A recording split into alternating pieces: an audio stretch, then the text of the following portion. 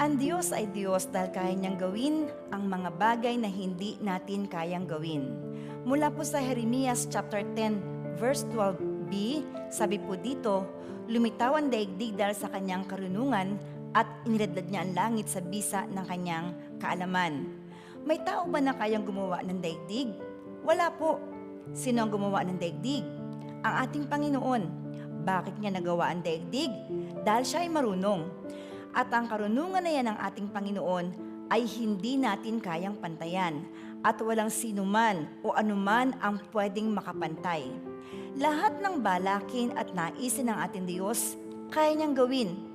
Kaya nang maisipan niyang likhain ang daigdig, ito'y kanyang ginawa, plinano, upang maging maganda, perpekto, at hindi po nagkamali ang Diyos sa paglikha sa daigdig. Kahanga-hanga ang kanyang pagkakagawa. Maging ang lahat ng inilagay niya sa daigdig kasama ang tao. Hindi lang po daigdig at lahat ng naririto ang nilikha ng Diyos. Kung titingin po tayo sa itaas, makikita po natin ang langit. Paano daw po ginawa ng Diyos ang langit? Iniladlad niya o inilatag niya. Paano? Sa bisa po ng kanyang kaalaman. Hindi lang naman basta langit yan. May laman po yan, may nakalagay. At lahat ng inilagay ng Diyos sa langit ay nasa kaayusan. Walang nagbabanggaan, walang nag-uumpugan, walang nalalaglag. Bakit?